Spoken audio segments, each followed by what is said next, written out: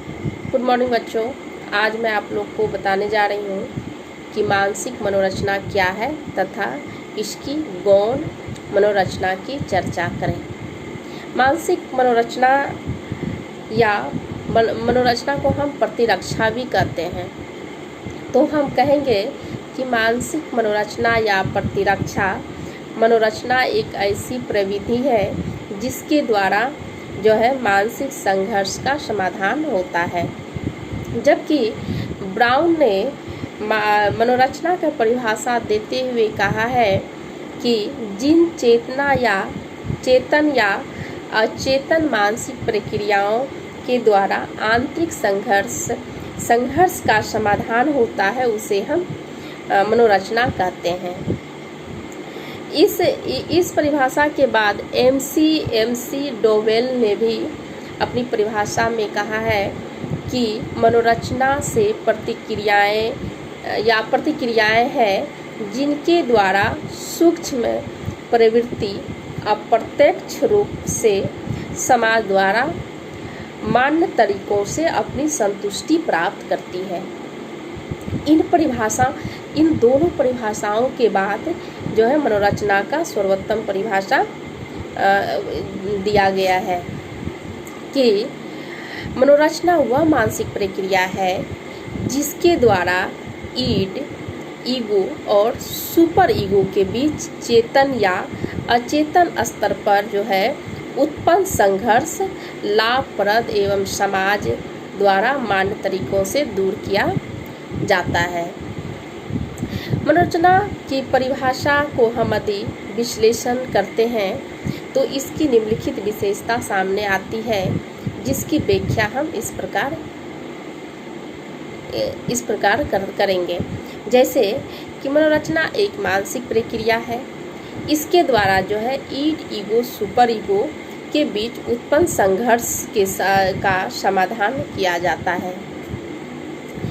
यह संघर्ष चेतन तथा अचेतन दोनों स्तरों पर होता है। मनोरचना चेतन एवं अचेतन दोनों होती है। जिन तरीकों से संघर्ष होता है वो लाभप्रद एवं सामाजिक होते हैं। उपयुक्त विशेषता से यह स्पष्ट होता है या हम परिभाषा से एक उदाहरण के द्वारा और अधिक स्पष्ट किया जा सकता है। फॉर एग्जाम्पल, एक युवक जब अपनी प्रेमिका से विवाह कर अपनी काम वासना की संतुष्टि नहीं कर पाता है तो उसे एक संघर्ष होती है और कविता लिखकर या दूर करता है।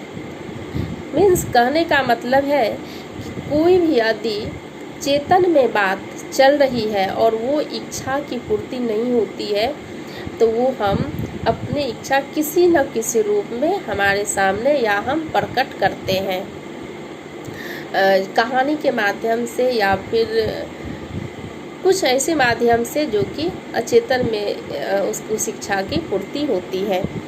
अब मनोरचना की हम यदि करें कि ये मनोरचना के प्रकार की हम चर्चा करें तो मनोरचना के प्रकार जो है इसके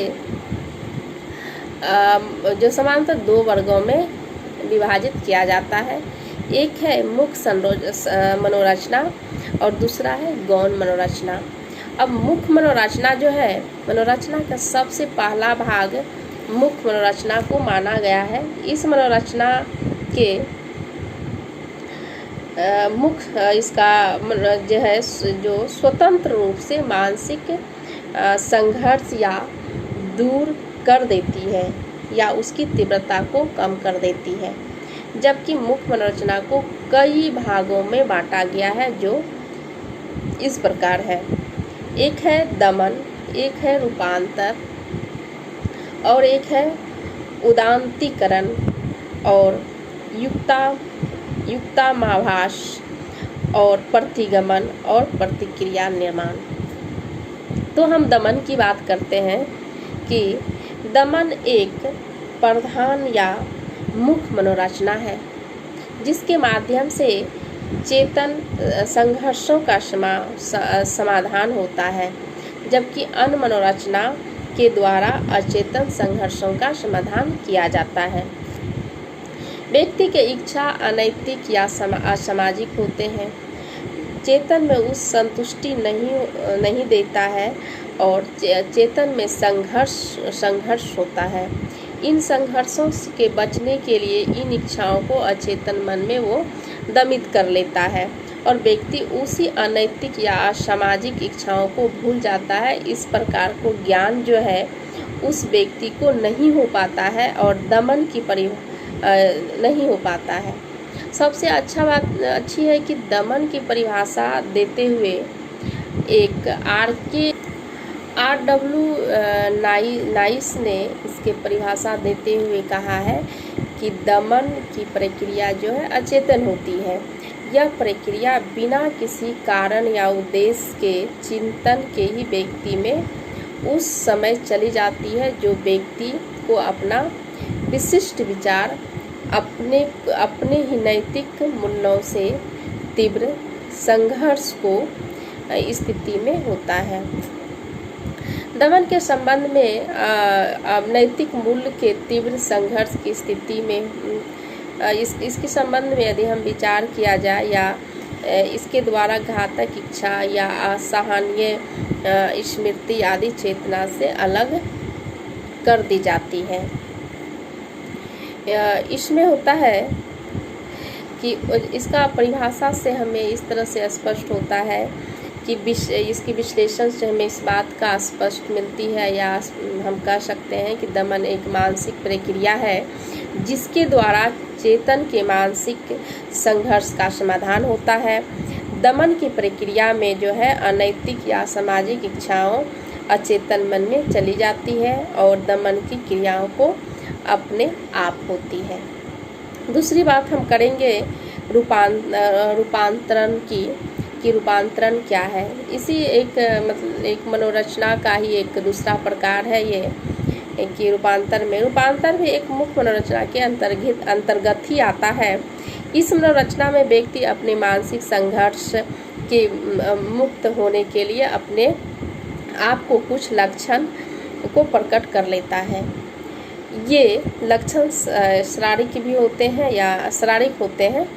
इन मनोरचना द्वारा मानसिक जो है द्वंद्व या शारीरिक रोगों के रूप में रूपांतरित किया जाता है।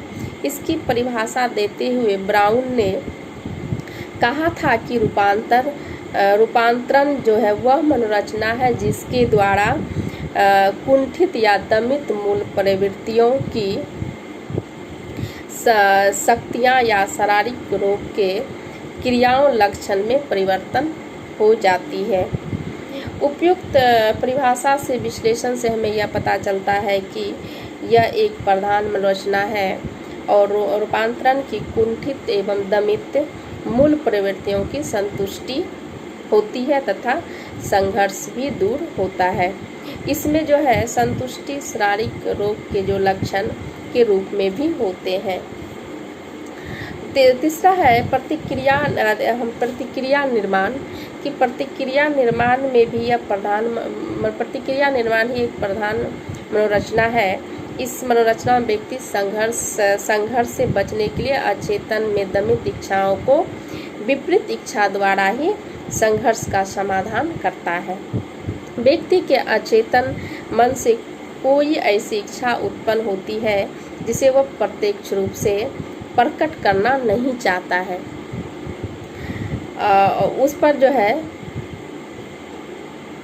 जो सुपर ईगो जो है अपना प्रतिबंध लगाए रखता है और जैसी परिस्थिति में व्यक्ति जो है प्रत्याशा रूप से उस दमित इच्छाओं को विपरीत ही रूपावली या इच्छा के प्रतिक्रिया स्वरूप प्रकट करता है।